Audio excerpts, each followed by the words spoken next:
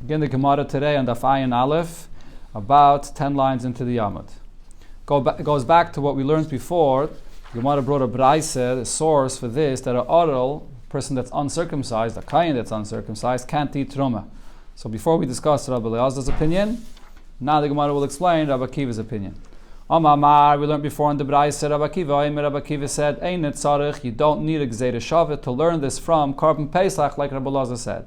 Rather, there's a pasuk by Truma itself where it says, Ish, Ish. As Gemara quoted before, this is the pasuk, Ish, Ish, Mizera Arem, V'hutzerua Yizav, that he doesn't eat from Truma. So the extra word teaches me that L'Rabes es ha'adol, that an adol also cannot eat Truma. Frag the Gemara, how do you know that extra word comes to tell you that an adol is also not allowed? Ve'ema L'Rabes es ha'aynon. Maybe it comes to say that that a person, his relative passed away, and on that day, he can't eat Truma. But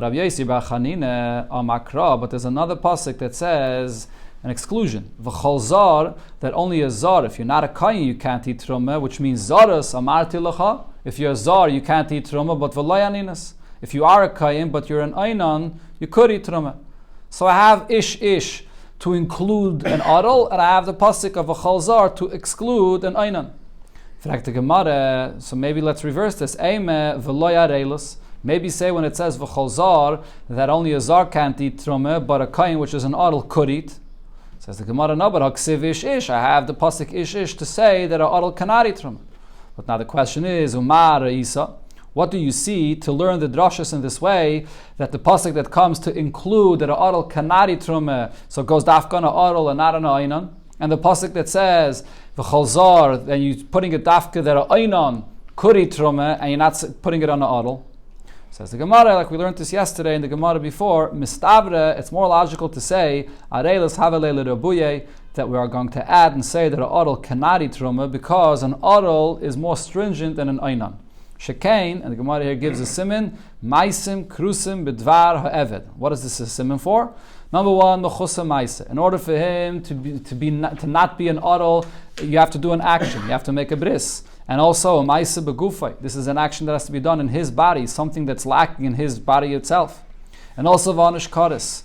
This is an einish of karis if you don't have a bris. And v'yashran lefnei adibur. This is a mitzvah that's even from before Matan Torah. Umilas chara v'avodav ma'keves. And you find also regarding the mitzvah of a bris, that when it comes to Korban Pesach, even having your children or your slaves, that they should have a bris, also holds you back from eating the Korban Pesach. So you see that a bris is something which is very stringent, so it's more logical to say that the pasuk is including an adol and not allowing him to eat truma. But the Gemara asks in this Adarabah, you could say in the reverse, Aninos havele rabuye. Maybe I should say that an aynon should be added that he cannot eat truma. Also has certain stringencies. Sheken yeshna b'chol shah. This is something that could happen any time, not like a bris. That's a one-time thing for a person to do the mitzvah. And v'nehages ba'noshim v'noshim. It's applicable by men or women. And v'ein b'yodei l'sakan. And it's something that you can't do anything to rectify. It's something that this happens and you have to just wait. So you see there's the stringencies regarding an aynon. Says the Gemara, Hanach Nefishan. But the stringencies we pointed out regarding an adol are more than the stringencies regarding an aynan. So therefore only the adol cannot eat truma. Rav says a different answer. Rav Amar, B'lo Hanach Nefishan. Even without this point, that by adol the stringencies are more, Nami lemotzes amris. You cannot say that the pasuk of ish ish is coming to add an aynan, because Amakra ish ish. The source of it is the terminology of the pasuk where it says ish ish. So what is something that applies only by a man and not by a woman? This is regarding the mitzvah of a bris, not to be uncircumcised, and therefore, because it says ish ish, we're marbe that it includes an adol that cannot eat truma, but not an aynon that applies by a man or a woman. So now Rabbi Akiva that learns it out from this pasuk of ish ish. So hi toisha v'sacher mayavidle. We pointed out before that the pasuk of toisha v'sacher that it says by Korban Pesach is extra. There's no reason to say that an Eved Ivri should eat the Korban Pesach. It can't mean to say that he cannot eat the Korban Pesach. And if it goes on an Eved Kanani or on a Goy, so there's no need to say it. It's obvious that he doesn't eat the Korban Pesach. So what is this extra words of toisha v'sacher according to Rabbi Akiva doing there? Amar Rav Shmaya, so Rav Shmaya says, La Suye, it comes to tell me also that an Aravi Mohol, an Arab that a bris was made for him, or Givaini mahal, or Givaini, any of these goyim from the nations of the world, that he was also mahal, that the pasuk here is coming to say that they cannot eat from the carbon Pesach. That's what the pasuk is teaching me. If you do a bris for a guy, so does he get a status of being a person that's mahal? Why would you need a pasuk to say that they are considered to be an adol and that they can't eat from the carbon Pesach?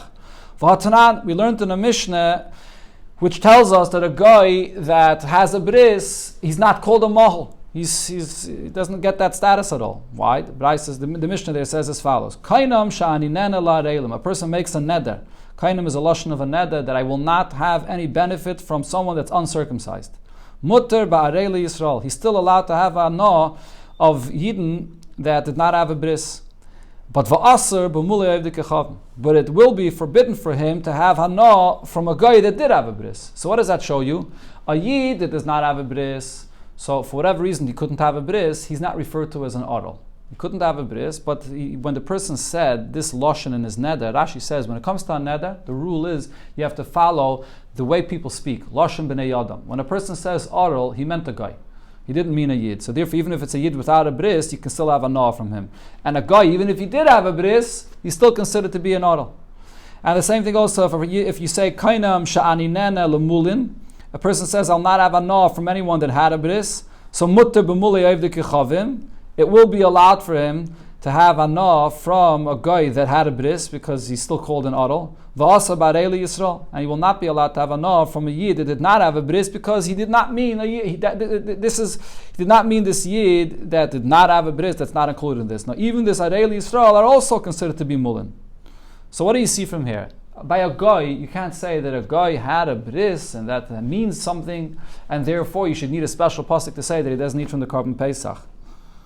The Rishonim actually struggle with understanding this. There's a Tosfos here and other Rishonim as well, because as I pointed out before, Rashi says that this is by a neder because there's a rule that you go after loshen b'nei yadam. You follow the terminology the way people speak. So maybe only by a neder, it's based on that rule. But maybe otherwise they would say that a guy that has a bris, it means something. And I do need a pasuk for that. So the Rishonim say that if you look over there in the continuation of that Mishnah, that Gemara there's a pasuk that the Gemara there brings that says that even goyim after they have a bris are called areilim. That's the main raya from the Gemara over here. Okay, let's continue. So the Gemara says, Ella, rather, this extra pasuk of Tosha v'Sachir that it says by the carbon Pesach, La suye ger, what it's coming to add is, regarding a ger, shemal v'loy toval, that he had a bris, but he wasn't toivel. So what happens if he had a bris? That's sort of at the beginning of his gatus. To some degree, he did a mila l'shem gatus, and that takes effect. It's a real mila. So he is called a mal. He was already mahul. But v'lei taval, he did not yet go to the mikveh, so therefore the gatus was incomplete. That's the person it's referring to. Or another case, v'katan sheneilat keshumal. It's also referring to a baby that's born with a bris. In other words, a baby born without that foreskin, he doesn't need to cut it off. And therefore, the pasuk is saying that these two individuals, you may think that they can eat from the carbon Pesach. So the extra pasuk Tosha v'Sachar is saying that they can't. V'kasavar, Gemara explains now regarding this case of katan sheneilat keshumal.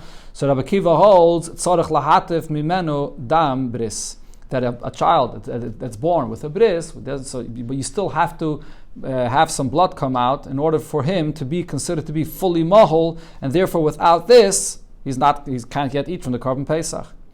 Rabbi Eliezer l'taimei, not Rabbi Eliezer, he, according to his opinion, so the Gemara previously said that Rabbi Eliezer uses the pasuk of Tosha v'Sachir for a Gzeira Shava to teach me that by Truma you do not eat Truma if you're an adol. So he doesn't have the source for these points that Rabbi Akiva learned from Tosha v'Sachir. So Rabbi Eliezer follows his opinion. The Amar ger shemal v'loy toval ger mal yehu. Rabbi Eliezer's opinion is, we had it previously here in the Masechta, a ger, even with a bris, without going to the mikveh, he's already a full-fledged yid. So therefore, if he's a yid, he can eat from the carbon Pesach, so he doesn't have to be excluded from here. The Kesaver, and also he holds, katan kishaneilad mal, a baby born with a bris, ain't tzarech latif menu dam bris. It's not necessary to let any blood come out that the bris should be complete. So therefore also, he doesn't prevent you from eating from the carbon Pesach. The Gemara goes back now to the pasuk that Rabbi Akiva brought the source from Ish to tell you that an adel can't eat from Truma. So Rabbi Eliezer that had a different source from that Gzeir Shava of Toisha V'Sachir, like we learned in the Gemara and Daf Ayin. So according to Rabbi Eliezer, Hi Ish my Avidle. So what does he learn from this pasuk that Rabbi Akiva brings to learn that an adel doesn't eat Truma? So the Gemara answers, Dibra Torah Kaloshim B'nei Adam. Rabbi Eliezer holds there's no unique drasha. You learn from it, the Torah is using the terminology, the way people speak, and it's not extra. So the Gemara Boy, Rav Chama bar Ukve asked the following question. Cotton adel mahu. You have a cotton, a baby that's an adel, and this is before the 8 days. So before you could even do a bris b'chlal. So the question now is, Ma'ol l'seichai b'shemesh shel truma. Are you allowed to apply to his body oil from truma? You want to apply it to the baby's body? Huh? The baby's a kayin, right? The baby's a kayin. So we just said that a kayin that's an adel can't eat truma. Now the question is, what's if this kayin is an adel, but it's a baby before 8 days, and you can't do yet a bris? Right, so the Gemara is asking the question practically regarding applying oil to his body. I mean, theoretically, the Gemara could have asked the question regarding whether this baby could eat truma, but it's not practical. A baby's not going to eat any food. But the question is, could you apply oil, and the applying oil to the body is similar to eating. So what's the question here? Areilos shaloi bizmana me'akva, do I say that this baby, which is a kayin and adel, even though it's before the time when the bris could be done, but still it holds him back of being allowed to use this truma, oiloi makve, or since it's before the time that the bris could be done, so it doesn't hold him back of eating truma. Because he's not an adel. Basically, yeah, exactly. But maybe, in other words, the Gemara's question is, do you look at the mitzias? I mean, the fact is he's an adel. Or do you look at the mitzvah? And since the mitzvah says that he does not yet have the mitzvah to have a bris, so therefore it doesn't hold him back. Amar Rav Zeire, so Rav Zeire says, Toshema, bring your raya from a braise where it speaks about the psukim, b'negei to a carbon pesach. So this braise is based on two different psukim. The braise goes straight into the point without quoting the psukim, but you have b'negei to carbon pesach. We learned before in the Gemara that not only does the person himself have to have a bris, but also his children and his slaves, Eved Kanani that he owns, also has to have a bris. And so there's two different psukim. Over here in this Gemara, you have it on the side of the Gemara. There's one pasuk that says, over here in the Gemara, they bring it in Ois Aleph. It says over there, V'chiyagirit chager v'asa pesach l'Hashem himay loy kol zachar v'az yikrav l'saysay. Okay, so that's one pasuk. That's speaking about the bris that you have to do for your children. Himay loy kol zachar. Any zachar child you have to do a bris for him. And what's the terminology the pasuk uses? V'az yikrav l'saysay. Then you could go and do the carbon pesach. What is the last saisa referring to? Shechting the carbon pesach. Okay. Now, over here in this Gemara, they quote an Ois Vav. So you have the pasuk that it says regarding the fact that your avodim have to be circumcised. It says, V'chol eved ish miknas kesef or malta isai. Make sure you do a bris for your eved, and then az yoichal bay. Then you can eat from your carbon pesach. So in this pasuk, it's focusing on the achila of the carbon pesach. So now you may think that regarding your children, they have to have a bris in order for you to be able to shech the carbon pesach. Regarding an eved, that you make sure that they have a bris in order for you to be able to eat from the carbon pesach. So this brisa is going to come to say that both for your children and for your avodim, both for the shechita and for the achila, they have to have a bris. That's where the brisa comes in. So now, ainli elo milas scharav b'shas asiyah. If I look at the pasuk, I would see that you have to have a bris for your children at the time of the asiyah, when you shech the carbon pesach, like the pasuk says, la soisai. And also, I would say, va'avadav b'shas achila, that your servants that have to have a bris, so that's only necessary for achila, like the pasuk says, yoichal bay. But how do I know that what says by one applies to the other, that you have to have a bris for both of them, for achila and for the asiyah before as well? Talmud Laimar, oz l'gzeir shava. So in both psukim, it uses the term oz. It says oz yechal bay, and it says va'oz yikrav la'saisa. So that's gzeir shava to say that it has to be by both. They have to have a bris for the asiyah and for the achila. So now the Gemara wants to understand, how is it possible that you have a case where your avodim or your children, so at the time of the shechita, they did not have there was no issue of them not having a bris, and the issue comes up only by the achila. How is it possible? So the Gemara explains.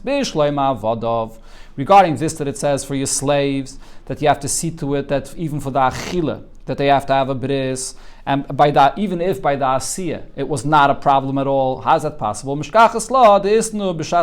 this is obviously possible if you bought these slaves after you shechted the Korban Pesach. So you have these slaves now when you're coming to eat the Korban Pesach, but v'lesnu b'shas asiyah.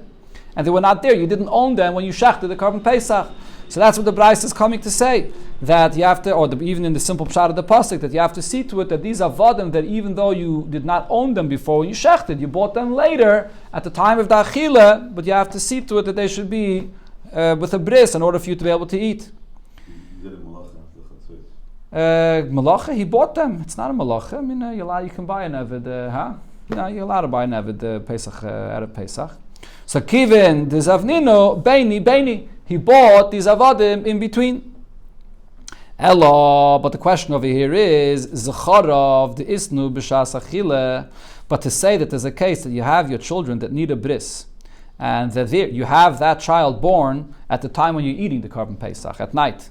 But v'lesnu b'shas asiyah, and that was not an issue. You did not have this child before when you were making the Korban Pesach.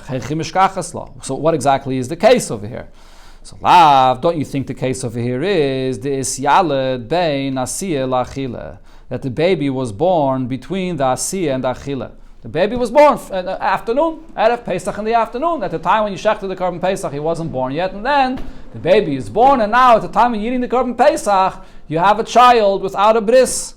So shmamina, what do I see from this? Areilus shaloi bizmana havya areilus, that even though this baby was just born, there's no 8 days that passed yet, and still, because you have a son now that does not have a bris, the pasuk is saying you won't be able to eat from the Korban Pesach. So this proves the point that we were asking before regarding a kohen that's an adol, whether you could apply truma, that is. So over here we see that this is an areilus. Oh, my Rave. So Rave says on this pshat that we just said in this B'raisa here to prove this point, how could you say this? V'tizbere, is this logical to say that if you have a baby on Erev Pesach in the afternoon and now you can't do a bris for this baby before you eat the Korban Pesach, so now you won't be able to eat the carbon? What does it say in the pasuk? Himoy loy kol zachar.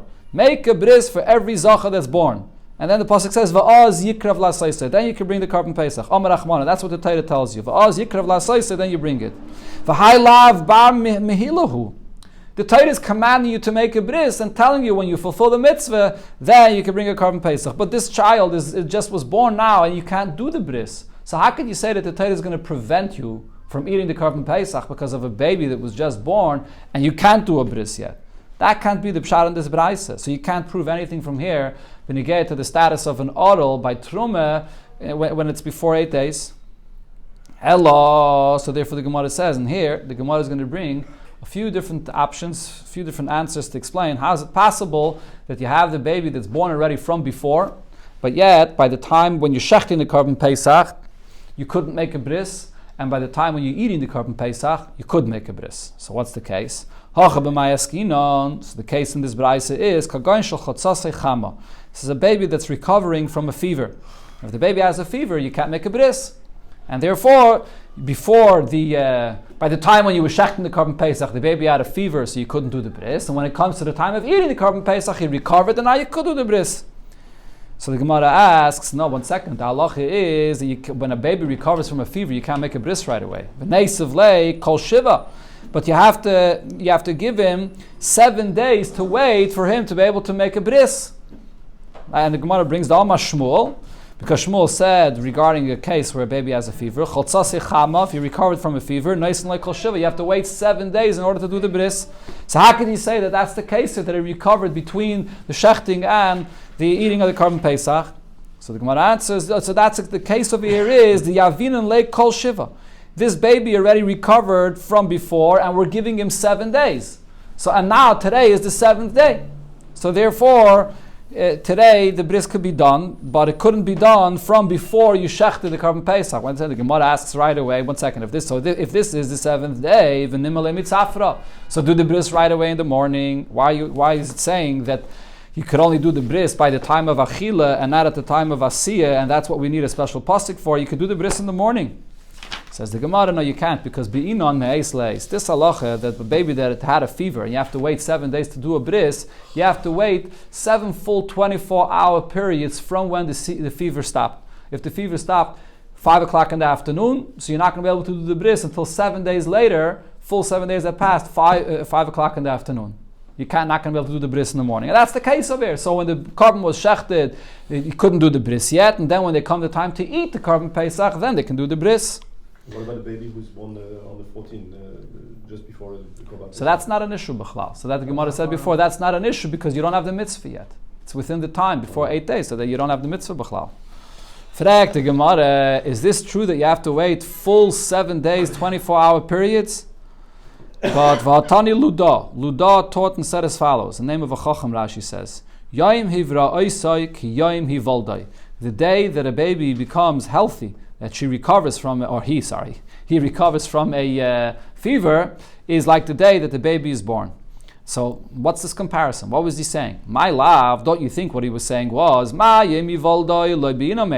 just like when it comes to the day the baby is born, you don't need 8 full days that you have to wait until that same hour in the day when he was born. The baby could be born right before Shkia, and then 8 days later in the morning you make the bris. So the same thing also when it comes to this that we say, the day that the baby becomes healthy again, you don't have to wait full 24-hour periods to wait in mamish until after that time in the day when he got healthy. So the Gemara says, that's not what he was saying. That the day that the baby becomes healthy again is that it demands to wait longer. It's stronger in this sense that you have to wait longer from the day from when a baby is born. When it comes to the day that the baby is born, you don't have to wait 24-hour periods. You have to just wait until the 8th day, even to that morning. The 8th morning is also good. But from the day that the baby became healthy again, over there you do have to wait. You have to wait full 7 days, and then you do the bris on the 8th day. So Rashi says, all Luda was saying is that you compare it to the day that he was born, that you make the bris on the 8th day. Same thing over here, but you get to the day that the baby becomes healthy, so you do the bris on the 8th day. But in this detail, though, you have to wait longer. It has to actually be to that hour in the day from when the baby became healthy again. So that's the case that this Braisa was speaking about. That you need a pasuk to tell me that at the time when the carbon was shechted, the baby could not have a bris yet, and the time when they came to eat the carbon Pesach, the baby could have a bris. The Gemara brings another pshat, Rav Papa Amar, a case where the baby could not have a bris before, but now he can. If there was an eye, the baby had something that was not, there was pain in his eyes. And and in between the carbon Pesach was shechted, and when it comes the time to eat, it was healed. So over here, in such a case, this that you have to wait 7 days, the full 7 days for a baby, is only when it's fever. But if it's he has an issue of pain in his eyes and that got healed, you can make the bris right away, and that's the case here. Rava Amar, Rava says another example. When it came to the time of the shechita of the carbon Pesach, the father and the mother were in prison. So Rashi says the father and the mother, they're the ones that have the mitzvah to do the bris. Not no one else, and therefore at the time of the shechita they couldn't do the mitzvah b'chlal. And they sent someone to shech the carbon Pesach for them. You could send a shliach to shech the carbon Pesach for you. Then they got out of prison before night. Now they have a mitzvah to do the bris, so they can't eat from the carbon Pesach until they'll make the bris for their son. Another example, the way you could say that that the mitzvah comes after the shechita, before the time of eating. Rav Kahana bereded Rav Nechemia Amar kagoin tum. The baby that was born, so in the beginning, you couldn't see b'chlal the aver that the bris would be done with. So therefore, at that time of the shechita, it was covered and no bris is possible. But then later, it was opened up, and now the bris could be done. And beni, that happened in between the shechita and the achila. Another case, this is a very unique case here, the Gemara says, Rav Shravya Omar, that this baby was born already from 8 days before. He stuck his head out of the mother's womb, and the birth was, the head came out, and therefore there's already 8 days that passed from that time when the head came out of the body, and therefore he was born. Rashi says over here, what happened was that the baby was in this situation for all this time. From 7 days ago, for all this time, the baby was stuck there. With the head that came out of the mother's womb, and by the time of the shechita of the carbon, the bris could not be done. The baby wasn't fully born yet. But then, after the shechita of the carbon, before the time of the achila, the baby came out of the mother's body completely, and now the bris could be done. That's the case. So the Gemara asks on this, so mi chaya, could a baby live for 7 days like this, or 8 days like this, with just the head that exited from the mother's body, and the rest of the body is still inside? Vatanya, but we learned in the Braisa, kivin sheyatzel avir ha'olam, the moment the head emerges into the world, niftach hasasum, what was closed up before opens up. This refers to the mouth and the nostrils, that the baby could start, opens his mouth, he could eat on his own. And the nistam hapasuach, and what was opened before, which refers to the umbilical cord, which the baby is fed from the mother, so that gets closed up. Shel male kain, because if this not would be the case, en yachal lichya is afilu sha'achas. If the Eibusha wouldn't open the baby's mouth from the moment that he's born, so then he wouldn't be able to live, because he has to be able to nurse from his mother. So what do you see over here? That from the moment the baby's head comes out into the world, so now it doesn't get any sustenance from the umbilical cord anymore, and it could only eat from the mouth. If so, if the baby's going to be in this situation that only the head emerged from the mother's body for 7 or for 8 days like this, it's impossible. The baby's not getting any sustenance from the mother's body, and also not nursing from the mother. How could this baby live like this? So the Gemara answers, Hacha b'mayaskina, and the case over here is also very interesting the way the Gemara explains this. K'gain de zante ishsa, that there's a heat or a fever that the baby has, and this fever itself warms up the baby, and that's a sustenance for the baby, that the baby could live from this itself without eating. So the Gemara asks on this, Eshta Daman, who's the one that has this fever? Ilem Eshta Didei, is it the baby that has this fever for all this time? So Ihach, we go back to the question we asked before. Kol Shiva Boy, you need now another 7 days to wait for a bris to be done until she recovers, the baby recovers from the fever, and only then could you do the bris. Ella, the Gemara says, the zante isha de ime. It's the mother that had a fever, and that heat, the fever of the mother, is giving sustenance to the baby, and therefore it could be possible physically that a baby's head should emerge and remain like that for 7 days, and then over here, between the time of the shechita and the achila, the baby fully emerged from the body, and then you could do the bris right away. Because the point is, the moment that baby's head comes out into the world, the baby is considered to be born. And therefore, this is already considered to be the 8th day.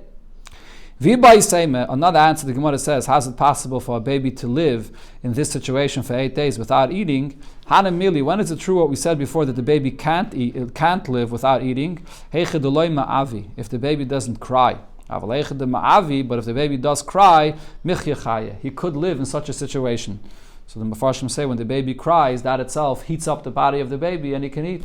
So you see over here that it's healthy for a baby to cry. Okay? But Taisus here has a different shot. Taisus says, look in the first Taisus here, he's not Gairis Ma'avi, but he's Gairis Heicha Deloi Ma'ura. The Gemara is basically going back on what it said before. Before, in the Braisa, it said that once the baby's head emerges, so then the mouth opens up and the umbilical cord closes up, and therefore he's not getting any sustenance from the mother anymore. But what the Gemara is saying now is that we say that when a baby comes into the world, so then he doesn't get sustenance from the mother and he has to eat on his own to nurse, that's only if the umbilical cord is actually cut. But if it's not cut yet, so then he still does get sustenance from his mother, and that through the umbilical cord, and therefore he can live this way. That's Taisus' pshat in the Gemara. It's impossible.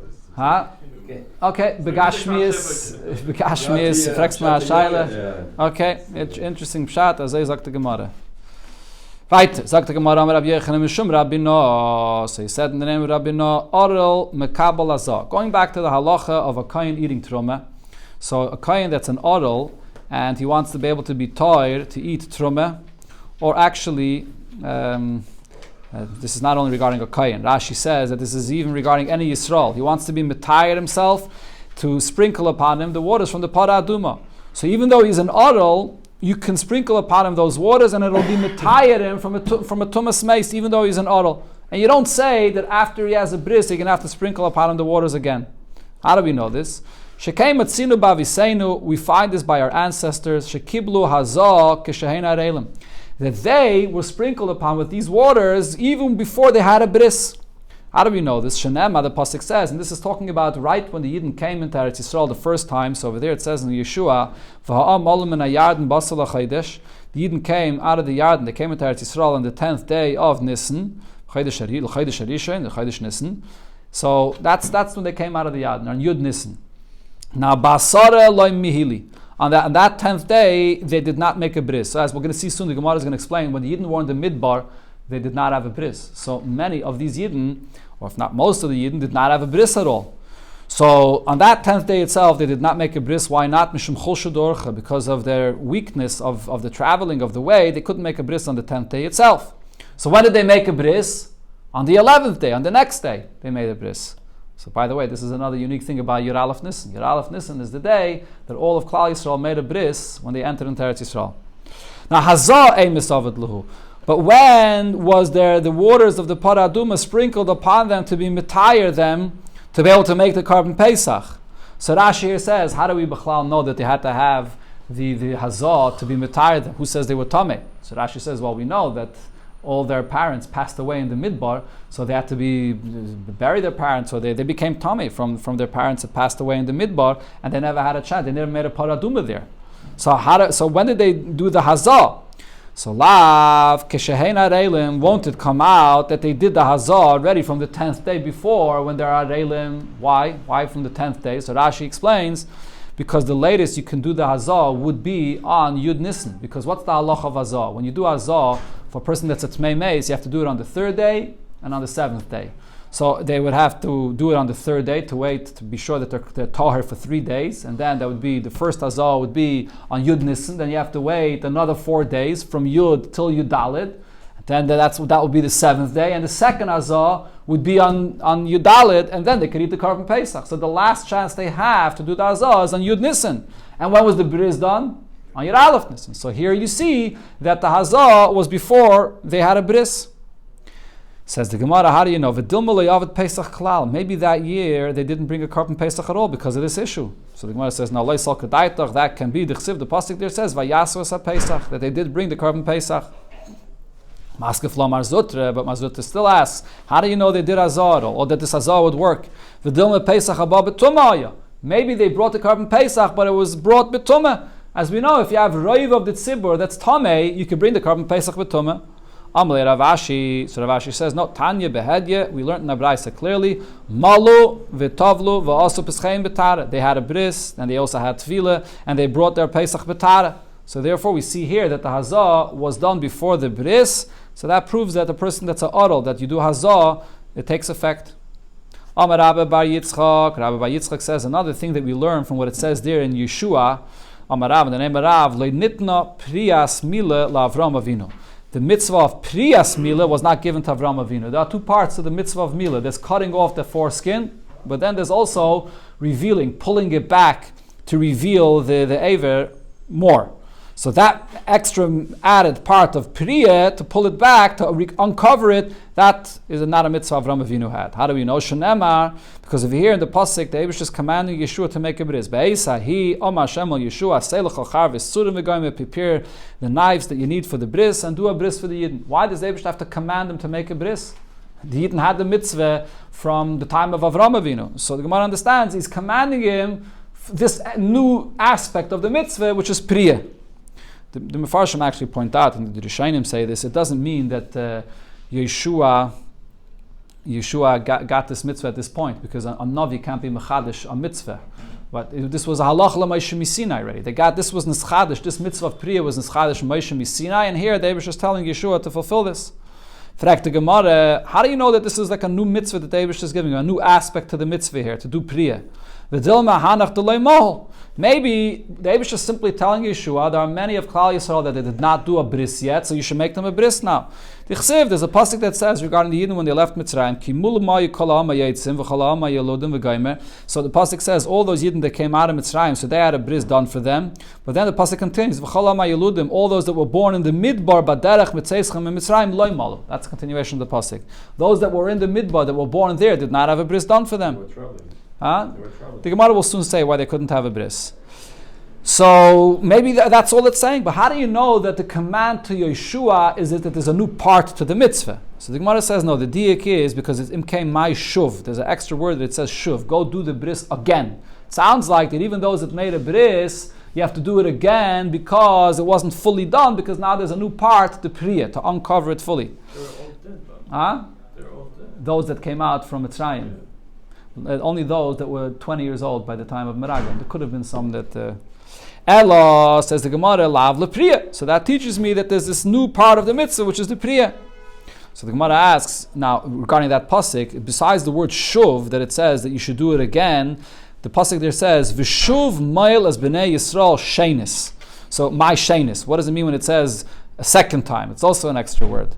Says the Gemara, La kushi seif mila l'tchilas mila. This word shenis is coming to say that you have to compare the end of the mila to the beginning of the mila. What does this mean? Ma tchilas mila ma keves, just like the beginning of the mila, which means to remove the foreskin. So that's a part of the mitzvah that has to be done. Av seif mila, so too the conclusion to make sure to fully remove it, ma'akfim by. That would also hold back that they shouldn't be able to eat the korban pesach.